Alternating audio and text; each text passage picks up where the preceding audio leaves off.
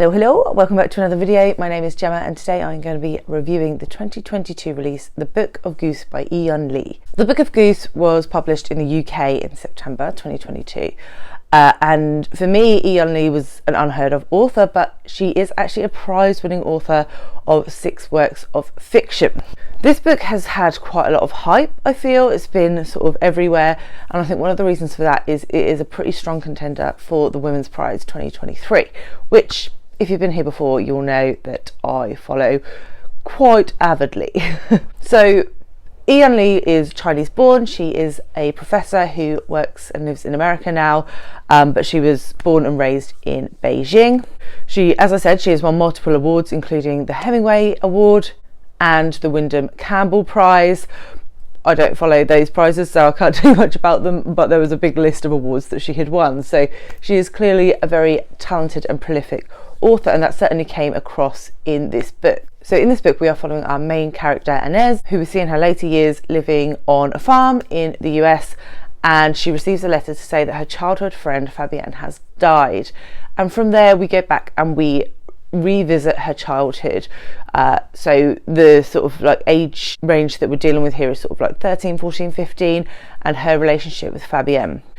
That relationship took place in a rural village in France, and what I felt that Yiyun Lee did really well was create this beautiful image of 1950s rural France, which is not a setting that I come across very often, so I really appreciated that. The book does also feature Paris and Surrey or Sussex in the UK. Can't quite remember which one now. I think it was Surrey, Sussex, one of those.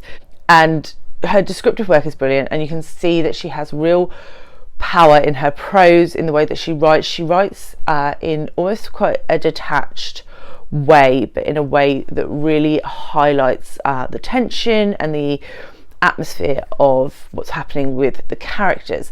Now, at the heart of it, I think this is a tale of female friendship, the friendship between Inez and Fabienne, and we see a variety of things within that, from obsession, love, the ambiguity of friendship, and the extremes that those young, fresh friendships can create for young girls.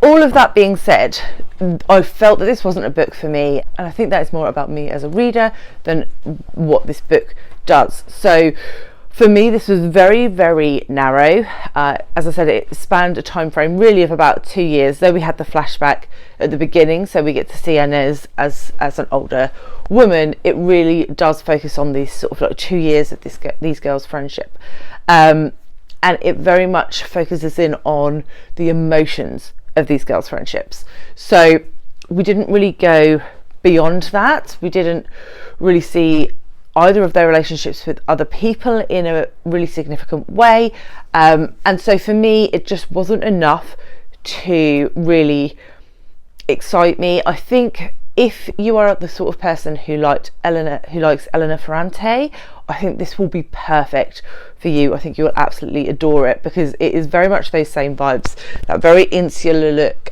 at a teenage girl's infatuations and obsessions and emotions, but it just wasn't my jam.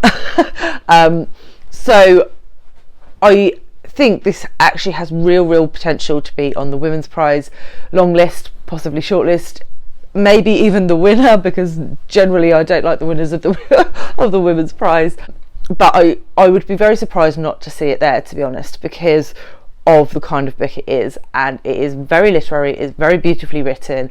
It's obviously coming from an author that is a reasonably influential powerhouse within her field, and so I think this will be the book that puts her onto the list for the Women's Prize. But as I said, not really my jam, but if you are into that sort of story, then I really think you should pick it up, because I think it's going to receive an awful lot of love on BookTube, certainly in sort of like this literary fiction corner of BookTube where I sort of circle.